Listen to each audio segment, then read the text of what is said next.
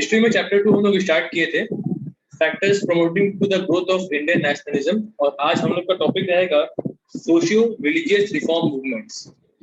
जैसा कि टाइटल से आप लोगों को पता चल रहा है, सोशियो रिलीजियस रिफॉर्म मूवमेंट हमारे हिंदुस्तान में उस वक्त का समय ऐसा था जहां पे सामाजिक रूप में इस सोसाइटी में बहुत सारा अजीबोगरीब प्रथा ट्रेडिशन फॉलो किया जाता था, जो कि किसी भी समाज के डेवलपमेंट के लिए बिल्कुल भी सही नहीं है। यदि आप एक विकसित समाज का कल्पना करते हैं या आप विकसित समाज चाहते हैं, तो बहुत जरूरी है कि उस समाज से ऐसे ऐसे अजीबोगरीब प्रथाओं का जड़ से उन सब प्रथाओं को निकाल करके फेंक दिया जाए। अब वो सब प्रथाएं क्या थी, हम लोग अभी जैसे जैसे आगे बढ़ते जाएंगे समझ में आते जाएगा। सिमिलरली रिलीजियस फील्ड में धर्म से रिलेटेड भी बहुत सारी ऐसी अंधविश्वासी बातों को हम लोग माना करते थे, जिसका असल मायने में धर्म से कोई रिलेशन नहीं था। धर्म का नाम लेकर के हमारे समाज में ब्राह्मण्स लोगों को डराया करते थे, लोगों से पैसा ऐंठा करते थे। क्लास 9 में आप लोग जब रणिसा चैप्टर पढ़े रहे होंगे, तभी भी ऐसा आप लोग पढ़े थे कि वहां पे चर्च के जितने सब फादर्स हुआ करते थे, वो लोग इस तरीके का एक्टिविटीज करते थे। तो ये चीज कोई नया नहीं था हिंदुस्तान में। हिंदुस्तान में जो हो रहा था वो ऑलरेडी यूरोप के बहुत सारे कंट्रीज में पहले हो चुका था। अब हम लोग इसको फॉलो करना शुरू करते हैं कि किस तरीके से हमारे सोसाइटी में बहुत सारा सोशल एविल्स एग्जिस्ट कर रहा था, रिलीजियस या फिर रिलीजन के नाम पे बहुत सारा गलत प्रैक्टिसेस चल रहा था। उस वक्त हमारे हिंदुस्तान में 100 में से 5-6 पढ़े लिखे लोग होते थे। अब उन 5-6 लोगों के ऊपर सबसे ज्यादा दायित्व होता था कि क्योंकि वो लोग पढ़े लिखे हैं, तो उनको पता था कि धर्म क्या है और असल मायने में धर्म क्या बोलता है, और लोगों को किस तरह बाकी बुद्धिजीवी, सो कॉल्ड बुद्धिजीवी ब्राह्मण लोग बेवकूफ बनाया करते थे। तो ये 5-6 लोग मिल करके सोसाइटी में रिफॉर्म लाने का पूरा कोशिश करना शुरू किए थे।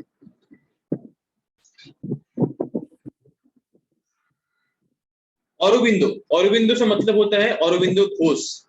ये हमारे हिंदुस्तान में इनका नाम हमेशा अमर रहेगा। इनका बहुत योगदान रहा है, ना कि सिर्फ देश के आजादी के लड़ाई में, बल्कि देश को अंधकार से प्रकाश की तरफ ले जाने में। औरोबिंदो घोष एक ऐसे इंटेलेक्ट में से थे जो कि अपने ज्ञान का प्रदर्शन करके समाज में जितना भी बैड प्रैक्टिसेस चलता था, चाहे वो सोशल फील्ड का हो, चाहे वो रिलीजियस फील्ड का हो, उन सब को दूर करने में बहुत इंपॉर्टेंट रोल प्ले किए थे।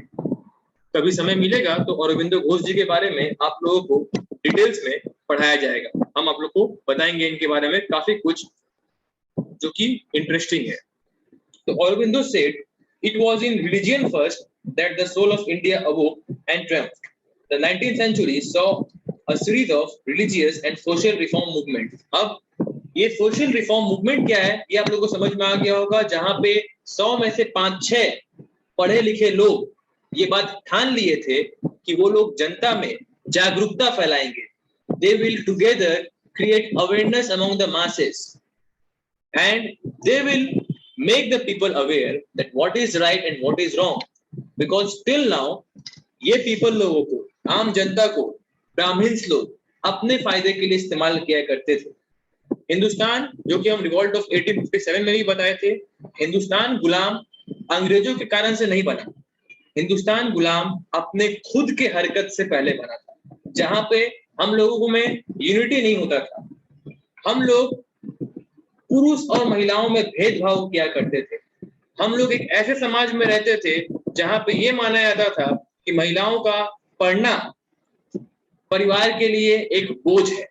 यदि महिलाएं बेसी पढ़ लेंगी तो वो लोग भविष्य में अपने पति से आर्गुमेंट कर सकती हैं, उनसे विद्रोह कर सकती हैं। ऐसी सब अजीबोगरीब धारणाएं रखने वाले समाज महिलाओं को आगे नहीं बढ़ने दिया। और ये इतिहास गवाह है कि जिस देश में महिलाओं को रोका गया तरक्की करने से या प्रोग्रेस करने से, उस देश का, उस समाज का कभी डेवलपमेंट नहीं हुआ। आप यदि एक विकसित समाज या देश चाहते हैं तो वहां पे पुरुष और महिलाएं दोनों का योगदान बहुत जरूरी है। ऐसे में ही एक हमारे बंगाल के बहुत जाने माने शख्सियत राजा राम मोहन रॉय जी का नाम सामने आता है, जिन्होंने अपना जीवन का अधिकांश समय समाज को सुधारने में लगाया। राजा राम मोहन रॉय जी का जन्म, आप लोग कभी तारकेश्वर गए होंगे, तारकेश्वर से थोड़ा आगे पड़ता है आरामबाग बोल करके जगह पड़ता है, नाम सुने होंगे आरामबाग लोकल, जो कि तारकेश्वर आपको लेके जाता है। आरामबाग में इनका घर हुआ करता था। राजा राम मोहन रॉय को राजा का टाइटल दिया गया था। इनका नाम एक्चुअली था राम मोहन रॉय और इनको राजा का टाइटल दिया गया था मुगल एम्परर अकबर टू के द्वारा। मुगल एम्परर अकबर टू के द्वारा इनको राजा का टाइटल दिया गया था। ये आप लोग अपने बुक में चाहो तो नोट डाउन कर सकते हो, और आप लोग चाहो तो मेरा पीडीएफ में जो मैं आप लोग को हैंड रिटन नोट दिया हूँ उसमें भी मेंशन किया हुआ है। तो एक बार मैं पीडीएफ से अपना रीड आउट करता हूँ ताकि आप लोगों को इंफॉर्मेशन मिले। राजा Ram Mohan Roy heralded the coming of the modern age in the Indian history। यहाँ पे क्वेश्चन बनता है कि किसके वर्क प्रोसीड्योर से, किसके एफर्ट के कारण ये माना जाता है कि हिंदुस्तान में मॉडर्न एज शुरू हुआ। मॉडर्न एज के पहले का जो टाइम पीरियड था, मतलब मिडिएवल टाइम पीरियड का बात यदि किया जाए तो मिडिएवल टाइम पीरियड के वक्त लोग बहुत ज्यादा ऑर्थोडॉक्स हुआ करते थे, लोग पुराने ख्यालात के हुआ करते थे।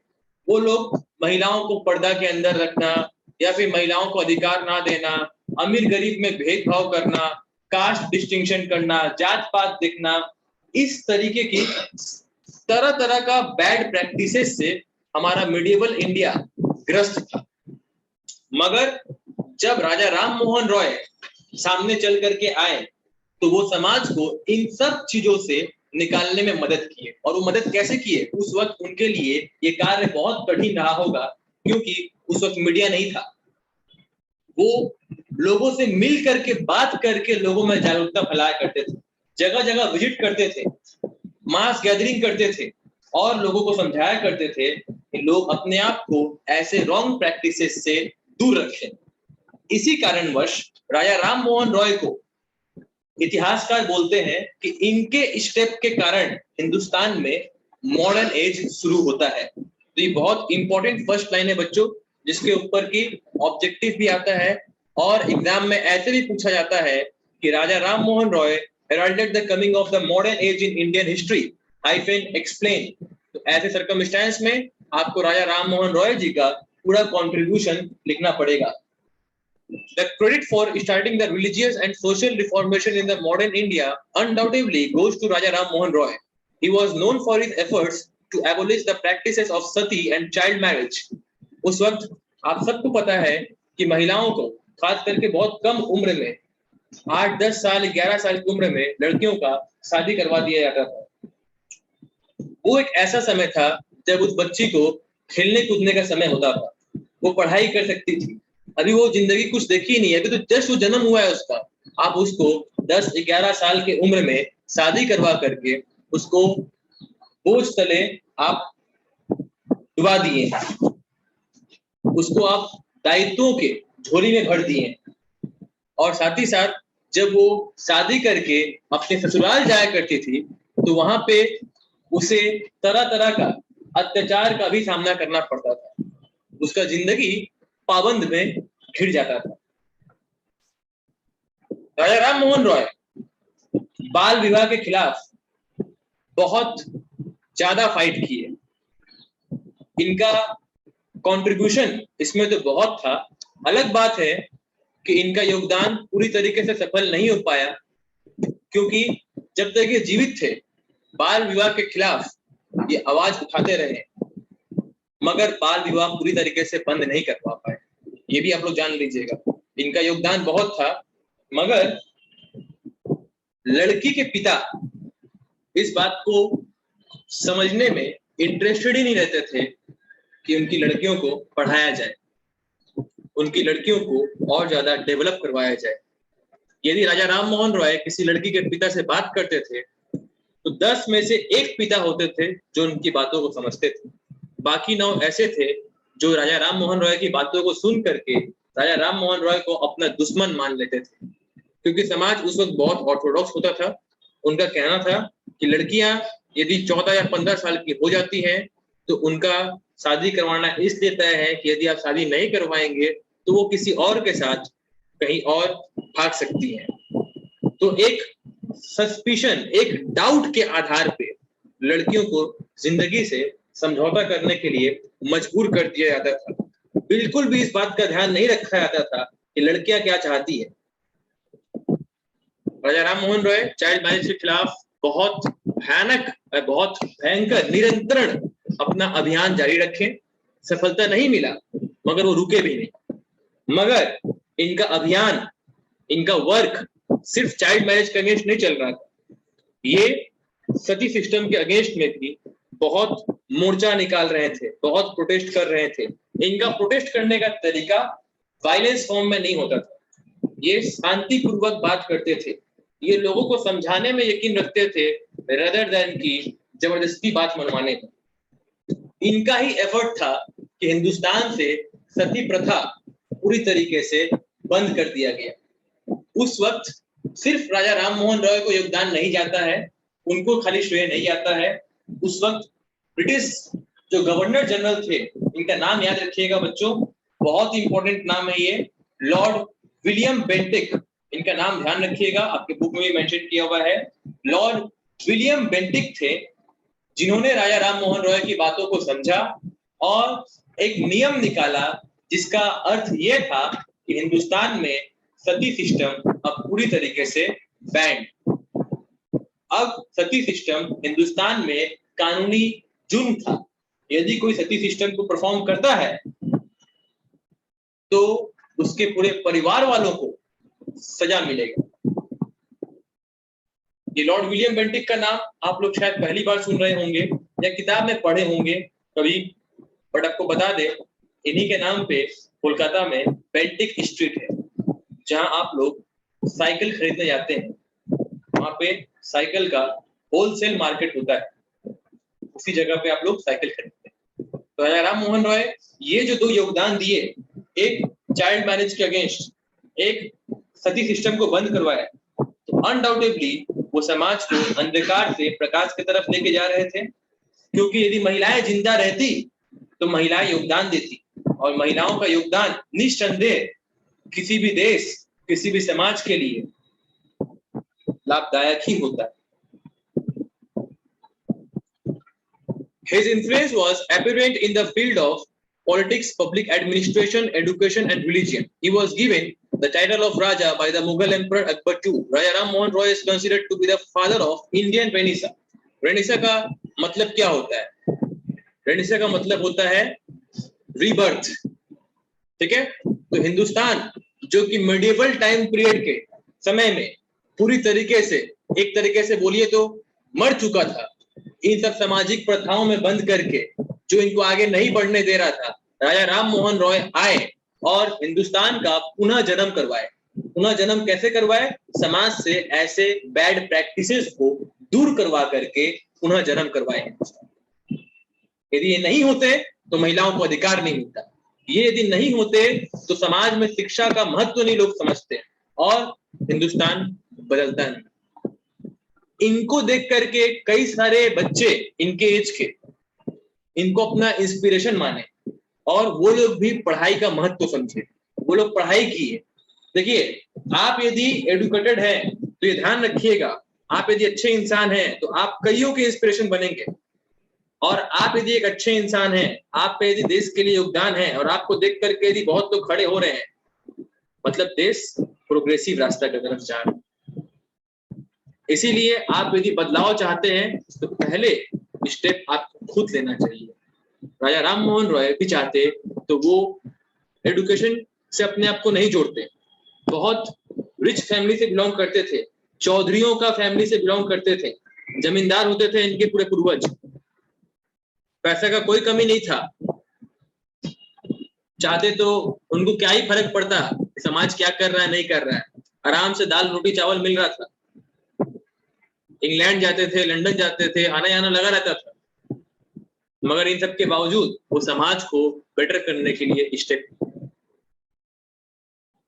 आगे देखेंगे बच्चों, कॉन्ट्रीब्यूशंस में आएंगे। The contributions of Raja Ram Mohan Roy can be classified under social reform, religious reform and educational reforms. मैंने अपने नोट्स में राजा राम मोहन रॉय का कॉन्ट्रीब्यूशन 3 अलग अलग पार्ट में इसलिए डिवाइड किया है क्योंकि आप लोग अपने स्कूल के पेपर्स में पाइएगा कि क्वेश्चन इस तरीके से पूछा जाता है, throw light on the contribution, throw light on the social contribution of Raja Ram Mohan Roy, या फिर economic contribution of Raja Ram Mohan Roy, या फिर what economic reforms does Raja Ram Mohan Roy bring in the society या ब्रॉट इन द सोसाइटी। तो इस तरीके से पर्टिकुलर अलग अलग सब डिवीजन में क्वेश्चन पूछा जाता है, इसलिए मैंने अपने नोट्स में चीजों को कैटेगराइज करके दिया है।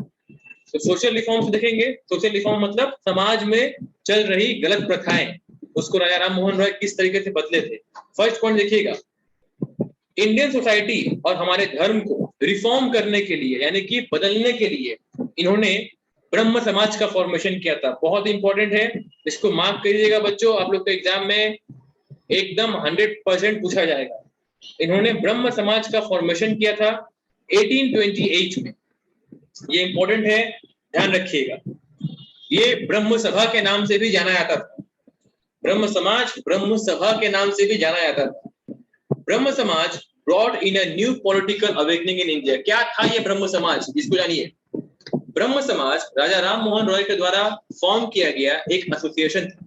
सपोज आप किसी एरिया में रहते हैं तो आप एरिया के जितने यूथ है वो लोग मिल करके एक क्लब, एरिया का लोकल क्लब खोलते हैं ना। उस क्लब में, अभी के क्लब में अलग चीज होता है, अभी के क्लब में खाली कैरम बोर्ड चलता है, इंडिया का मैच या आईपीएल के वक्त ताश पत्ता चलता है और लाल पानी पीला पानी चलता है।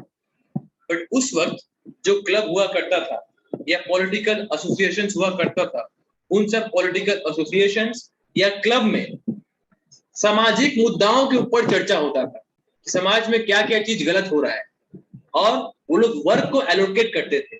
सपोज हावड़ा इतना बड़ा डिस्ट्रिक्ट है, 5-6 मेंबर है ब्रह्म समाज के, मैं 2 लोगों को काम दिया कि आप जाकर के हावड़ा नॉर्थ में लोगों को बात करिए, लोगों से बात करिए, लोगों को समझाइए, लोगों को अवेयर करिए। बाकी 2 को मैं हावड़ा के किसी और एरिया में भेजा, पैम्पलेट्स जो उसको हैंड रिटन पैम्पलेट्स होता था उसको बनाने का काम दिया गया, हर कोई को वर्क असाइन कर दिया जाता था। और ब्रह्म समाज एजेंडा बनाता था कि समाज में किन किन मुद्दाओं पे बात करना है, समाज को किन किन अंधकारों से निकालना है, और उसके ऊपर काम किया करता था। ये रास्ता में बैठ करके कहीं भी बात नहीं किया जा सकता था, इसके लिए जरूरी था कि ये काम एक छत के नीचे किया जाए। तो ब्रह्म समाज वो छत का काम किया। नेक्स्ट देखिएगा, राजा राम मोहन रॉय क्रूसेडेड मतलब attacked against Hindu customs such as sati, polygamy, child marriage and the caste system. Polygamy का अर्थ क्या आप लोगों में से किसी को पता है? जी जी, उस वक्त जैसे आप यदि पुरुष जाति के हैं तो आप, बहुत बड़े बात है, आप पुरुष जाति में बिलोंग कर रहे हैं, तो वहां पे एक प्रथा चलता था कि एक मर्द का मर्दांगी तब पता चलता है जब उसकी 4-5 पत्नियां हो। हम बहुत दाद देते हैं ऐसे ऐसे उस वक्त के पुरुषों को जो इतना हाई लेवल का रिस्क लेने के लिए रेडी होते थे। एक समझता नहीं था, एक समझा नहीं आता है अभी के समय में, 4-5 शादियां करते थे। सोचिए इन लोगों को अपना जिंदगी बर्बाद करने का कितना शौक हुआ करता था। बट ये भी जानिए कि ये सही नहीं था। औरतों का जो इमोशंस होता था उसका गला घोट दिया जाता था। अब एक पत्नी अपने दिन भर पति के लिए काम कर रही है, अचानक से उसका पति किसी और से शादी करके लेके आ गया, क्या बीतेगा उसके ऊपर? बहुत खराब उसका एक्सपीरियंस होगा। अब दूसरी वाली के संग भी स्टार्टिंग में उसके संग अच्छा बिहेव किया, कुमार सानू का गाना पहले उसके लिए गाया करता था, उसके लिए गाना शुरू किया था, फिर तीसरी वाले के लिए गाना शुरू कर दिया। तो ये क्या है, आप महिलाओं को इस्तेमाल कर रहे हैं, ये गलत प्रथा था। राजा राम मोहन रॉय इन सब प्रथाओं को बंद किए।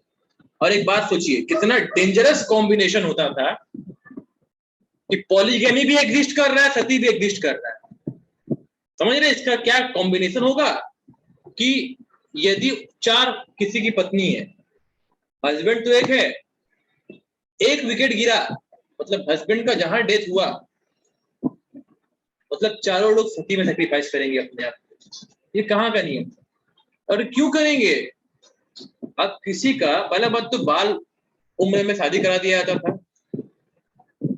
लड़की 8 साल की रही होगी, 10 साल की रही होगी, लड़का 18 साल का रहा होगा। लड़की तो खैनी तक नहीं खाती थी और लड़का 18 साल में होते होते बेवड़ा बन गया। अब वो दिन भर लाल पानी, काला पानी, पीला पानी पी रहा था, किडनी लीवर सब डैमेज हो गया। 20 साल होते होते भगवान को प्यारे हो गए। तो इसमें उस लड़की का क्या गलती था? उसने कभी कुछ गलत काम नहीं की, उसको क्यों सेक्रीफाइस देना पड़ेगा? और पॉलीगैमी यदि करके रखे हैं, एक के संग 4 फ्री, चारों का सेक्रीफाइस, ये कहाँ का नियम था? राजा राम मोहन रॉय का सोचना इस विषय के ऊपर क्या गलत था? बिल्कुल नहीं, क्योंकि ये वो लोग समझेंगे जिनकी खुद की बहन, जिनकी खुद की बेटियां। रास्ता में आवारा लड़कों को देखिएगा, किसी की बेटी किसी की बहन के ऊपर कमेंट कर देते हैं। ऐसा इसलिए करते हैं क्योंकि उनकी खुद की बहन बेटी नहीं है होती। सोचते हैं आज जो हम किसी और की बहन बेटी के लिए कमेंट कर रहे हैं, वो मेरी बहन के लिए भी कहीं ना कहीं हो। तो यदि ऐसा सोचने लग जाए इंसान, तो कोई बात ही नहीं। तो पॉलीगैमी क्या था, आप लोग को समझ में आ गया था। पॉलीगैमी कितना डिजास्टर्स था, ये भी आप लोग को समझ में आ गया होगा। और कास्ट सिस्टम तो था ही। और यदि आप ब्राह्मण्स हैं तो मतलब आप भगवान से ऊपर है, मतलब भगवान के बाद, भगवान से ऊपर नहीं, भगवान के बाद आप ही का नंबर है। आप यदि उनके ब्राह्मण किसी के राजा के दरबार में पांव रख दिए, तो राजा उनको अपना गद्दी में बैठा दिया करता था, उनका पांव धोता था बारात में, उनका पांव रखवा करके, है ना। इस तरीके का सिस्टम चलता था। पद्मावत देखे होंगे, पद्मावत में भी एक ब्राह्मण थे जो आए थे, तो उनका बहुत इज्जत किया गया। उसके बाद ब्राह्मण क्या किए, वो अलग ही फिराक में बैठे हुए थे, वो राजा की पत्नी के पीछे ही पड़ गए थे, है ना। तो ये ब्राह्मण लोग अपॉर्चुनिस्ट हुआ करते थे एक समय। ये लोग समाज में अंधविश्वास फैलाया करते थे। उदाहरण दिए हुए हैं, यदि आपसे बाई मिस्टेक बिल्ली का मौत हो गया, तो मरा हुआ बिल्ली का भोजन कराइए। मरा हुआ बिल्ली का कम से कम 6 किलो 7 किलो तो वजन होगा ही। अब आप 6-7 किलो बिल्ली का, सोना का बिल्ली बनाइए, 6-7 किलो सोना का बिल्ली बनवाइए, मतलब आपको 6 से 7 किलो सोना खरीदना पड़ेगा। आपको दोनों किडनी गया, आप बेच दीजिएगा तभी भी नहीं मिलेगा 6 से 7 किलो सोना। और यदि यदि हो भी गया, तो इतना बात जान के रखिए कि आप 3-4 दिन बाद रास्ता में कटोरी लेके बैठिएगा। मतलब आप उसके बाद सोना का बिल्ली किसको दान होगा? बिल्ली का परिवार वालों को दान करिए, नहीं पंडित जी को दान होगा। आप जब 42 में रहते थे, आप रास्ता में आ गए, और पंडित जी रास्ता में रहते थे तब 42 में चले गए। पंडित जी लोगों का इतना हेवी सेटिंग हुआ था। पंडित जी लोग ये भी बोला करते थे कि आपकी जिंदगी का कुछ भी तकलीफ है तो लाइए, कागज में लिख के दीजिए, जो रेनिसर पीरियड में भी हुआ करता था। कागज में लिख करके जीसस क्राइस्ट के पांव के नीचे रख दिया करते थे। 500 रुपए दीजिए, 500 रुपये में जीसस क्राइस्ट सेटल हो जाएंगे। यदि सेटल होना भी चाह रहे हैं तो 500 में होंगे। हम कैसे मान लें वो 70 में नहीं हो गए हैं? और कितना अजीब बात है कि आप किसको पैसा दिखा करके चमका रहे हैं, भगवान को। और ये लोग ऐसा ऐसा खौफ पैदा कर देते थे ना कि लोग डर के मारे कि नहीं, यदि पंडित जी गुस्सा हो गए पता नहीं क्या अभिशाप दे देंगे और शायद मेरा तरक्की रुक जाएगा। जी, बहुत डेंजरस ये लोग खौफ पैदा कर दिया करते थे। राजा राम मोहन रॉय बोले कि नहीं, ऐसा कोई बात नहीं है कि बहुत तेज बारिश हो रहा तो इंद्र भगवान गुस्सा हो गए हैं। ज्योग्राफी में वाटर साइकिल बोल के भी कोई थ्योरी होता है, जानिए उसको। और यदि धूप के संग संग बारिश हो जा रहा है, इसका मतलब ये नहीं है कि भूत और भूतनी का शादी हो रहा है, कुछ ज्योग्राफी बोल के भी होता है, जानिए उसको।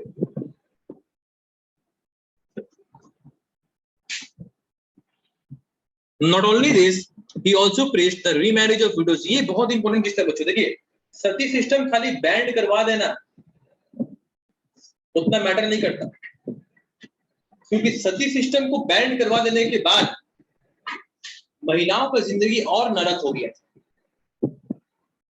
कैसे कि पहले सती सिस्टम के तहत महिला अपने आप को सैक्रिफाइस कर देती थी। अब क्या है, वो सैक्रिफाइस तो नहीं कर रही है खुद को, मगर उनको दिन भर सादा साड़ी पहन के रहना पड़ेगा, वो बाहर नहीं निकल सकती, वो श्रृंगार मतलब अपना मेकअप नहीं कर सकती, वो मंदिर नहीं जा सकती, वो किसी से मिल नहीं सकती, कभी बाहर भी उसको आना होगा तो ओपन में किसी के सामने नहीं आ सकती, पर्दा वर्दा लगा के आना पड़ेगा, मतलब और ज्यादा रिस्ट्रिक्शन। इससे बेटर था पहले एक बार सैक्रिफाइस दे दी, मुक्ति तो मिला, अभी और जिंदगी ज्यादा जहन्नुम कर दिया गया था। समझ रहे ना क्या बोलना चाह रहे हैं? तो राजा राम मोहन रॉय जब सती सिस्टम बैंड करवाया तो उनको समझ में आया कि नहीं, ये जो भारतीय समाज है पूरा खत्म है, ये हर चीज का कुछ ना कुछ विकल्प निकाल लेगा। मेन बात है समाज को दिक्कत महिलाओं से है, ये लोग को धर्म कुछ नहीं पता है, ये लोग एक्चुअली चाहते ही नहीं है कि महिलाएं डेवलप करे। पहले जो नियम था उसमें महिलाओं को फाइली क्लोज करवा दे रहे थे, अब यदि महिलाएं जिंदा है तो कुछ तरक्की का काम नहीं कर पाए तो उनको होम अरेस्ट करा दिया जाए अंडर बाउंडेशन रख के। इनको दिक्कत महिलाओं से था और राजा राम मोहन रॉय एकदम अगेंस्ट में थे कि नहीं, महिलाएं पढ़ेंगी भी, महिलाएं समाज में पार्टिसिपेट भी करेंगी, इंपॉर्टेंट काम में कैसे नहीं करती हम देखें। राजा राम मोहन रॉय भी जिद में थे। सोचिए उस वक्त बहुत कठिन परिस्थिति रहा होगा उनके कि वो और उनके कुछ ग्रुप के लोग गिन चुन के 5-10 और उनके अगेंस्ट में पूरा ब्राह्मण समाज जो हजारों में थे, वो लोग खोजा करते थे कि ये लोग दिखे तो कहीं पे मार के लोगों को सुता दे। अब इन लोगों का सारा पंडित गिरी चला गया, अब ये लोग अहिंसा के पुजारी वाला प्रिंसिपल चला गया, अब ये लोग हिंसा को प्रमोट कर रहे। इससे साफ समझ में आता है कि ब्राह्मणों का दोहरा चरित्र क्या हुआ करता था। इतना ही नहीं, महिलाओं को उनका अधिकार दिलाने के लिए राजा राम मोहन रॉय बात किए कि महिलाओं का भी अपने पिता के प्रॉपर्टी पे राइट रहेगा। 2018-19 में हाई कोर्ट जजमेंट पास कर रहा है, अब से बेटी भी अपने पिता का प्रॉपर्टी के ऊपर अधिकार मांग सकती है। राजा राम मोहन रॉय कब इस बात के लिए अपील किए थे?